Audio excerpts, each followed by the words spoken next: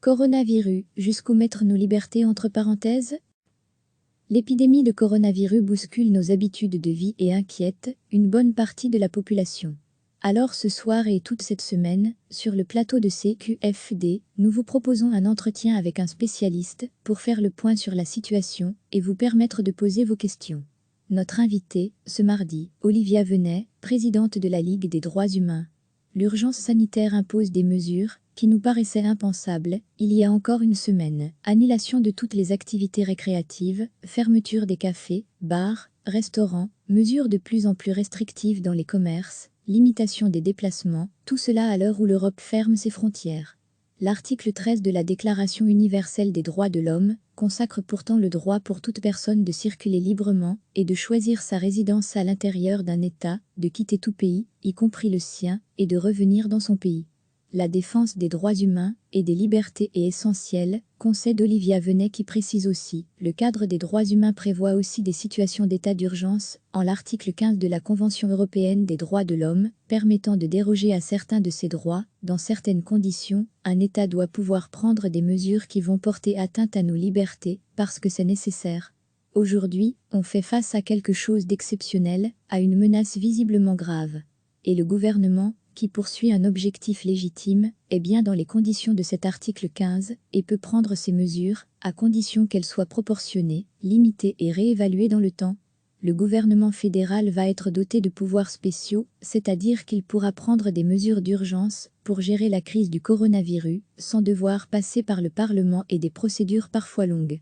Les gouvernements wallons, de la Fédération Wallonie-Bruxelles et de la région bruxelloise vont également en être dotés pour une période limitée à 6 mois.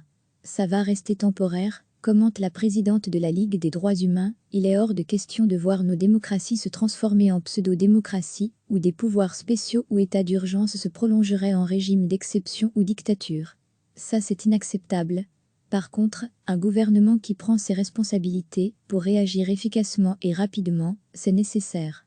Et je pense que nous citoyens, nous devons aussi nous responsabiliser par rapport à cette crise. S'il y a une perte de confiance dans les institutions, c'est notamment parce qu'il y a une trop grande distance entre elles et les citoyens. Et cette crise, c'est peut-être l'occasion pour nous de nous réapproprier ces institutions. On doit travailler ensemble et en confiance, citoyens et institutions. En Chine, l'épidémie de coronavirus a aussi donné l'occasion au régime de renforcer son contrôle sur une population déjà étroitement surveillée. Pour remonter les chaînes de contamination, les autorités chinoises ont en effet trouvé de nouvelles manières de collecter des données personnelles via les outils du big data et de l'intelligence artificielle.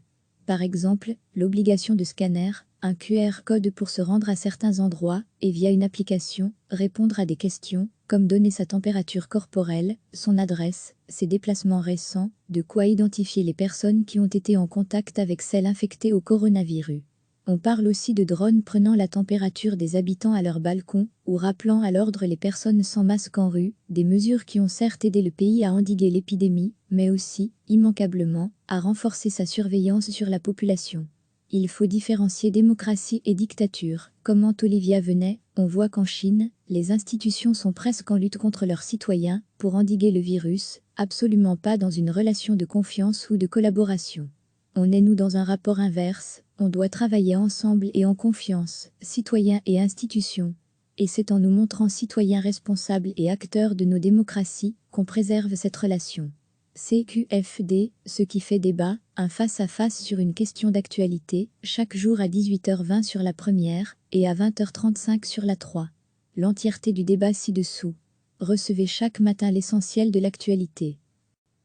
L'épidémie de coronavirus bouscule nos habitudes de vie et inquiète une bonne partie de la population.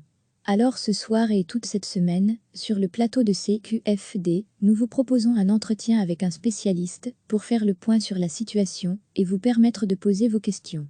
Notre invitée, ce mardi, Olivia Venet, présidente de la Ligue des droits humains. L'urgence sanitaire impose des mesures qui nous paraissaient impensables il y a encore une semaine. Annulation de toutes les activités récréatives, fermeture des cafés, bars, restaurants, mesures de plus en plus restrictives dans les commerces, limitation des déplacements, tout cela à l'heure où l'Europe ferme ses frontières.